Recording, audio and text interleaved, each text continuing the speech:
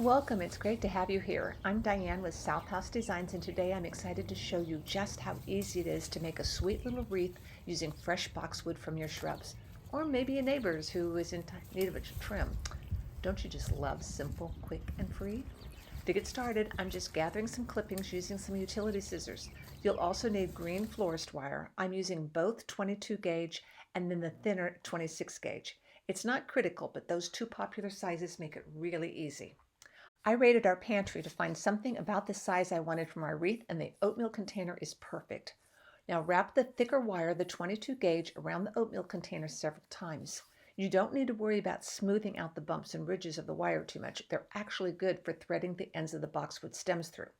Once you have a good base of 4 to 6 passes, slide it off, and now wrap them with the paddle of wire. I've used the end of the wire that was already cut, but it is easier if you pass the paddle up through the center of your wreath form, then over the top, down around the outside, and back up through the center, working your way around the wreath.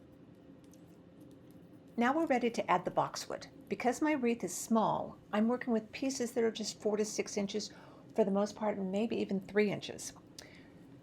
First, you pull your stems apart to the lengths you need for your wreath. Remember, I'm going for a thinner, wispier wreath, so I'm starting with single stems for all of my outside layer.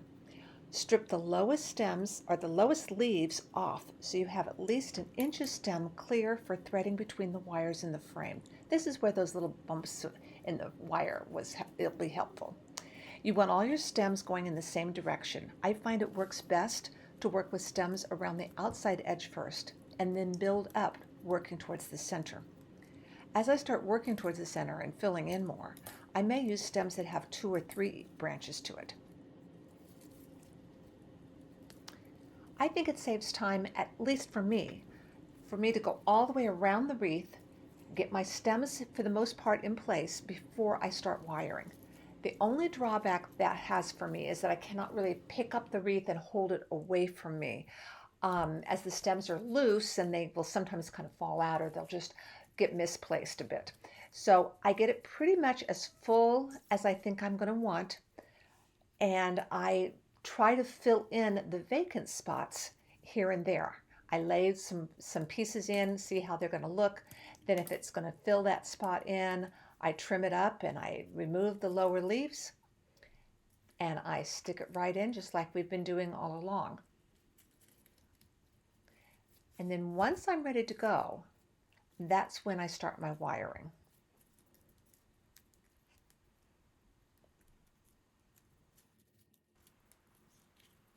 So the way I do this is the end of my wire that's still on the paddle, I attach it to the wreath frame, and pull it tight.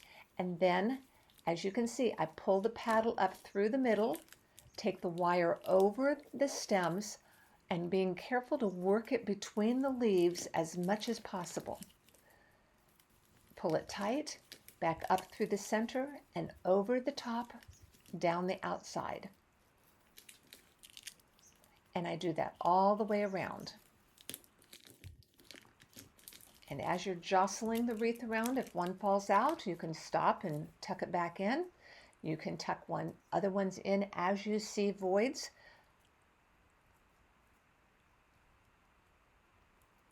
There is really no right or wrong way to doing this. You just want to get your stems into that little wire frame that you built. And then we're going to take the thinner of the wires and bring it over all of the stems. And each stem will be caught probably at least twice. And you're going to bring that wire up between the leaves. So it's surprising how little it shows. You really have to look for it. Keep in mind that once we wire, some of those spots will shift around a little bit as you're pulling them in tight. That's okay. We'll go back a second time, and we'll assess any voids that there might be. And we'll also then take care of that inside edge where you can see the wires where we're wiring on now. So don't worry about that yet. That's the last step.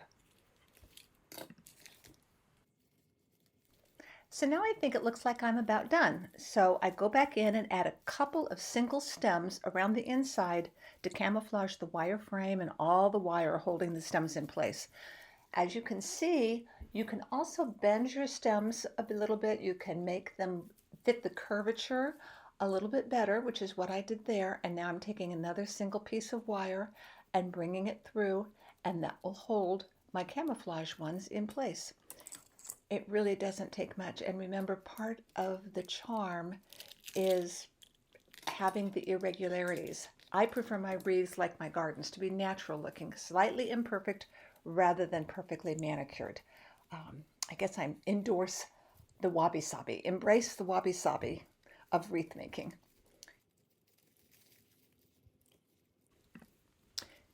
You also may be wondering, where should I hang these and how should I use them? Oh my, the list goes on and on. In the same blog post, I outlined almost 30 places to hang these charmers, as well as a few alternatives to hanging. And I know there are many more. I hope this inspires you to give it a try, and let me know if you come up with additional places to hang a box wreath. You might be wondering, how long will this wreath last and stay fresh looking? Well, in the accompanying blog post that is linked in the description below, I detail 5 things I suggest to keep your wreath fresh looking. The first, most importantly, is to keep it out of direct sunlight. I also suggest soaking your clippings for several hours or overnight before making your wreath, or alternatively soaking it once it's made, which is what I am showing here. You can also soak it every other day, and that will help also. And if it's summer, hang your wreaths indoors in air conditioning. Conversely, if it's winter, hang it outdoors, not in the heated house. Beyond soaking, you can also mist it. Remember, there are lots of styling tips for these wreaths in the blog post. Thanks for joining me today, and I hope to see you back. Please subscribe so you don't miss out on a single one.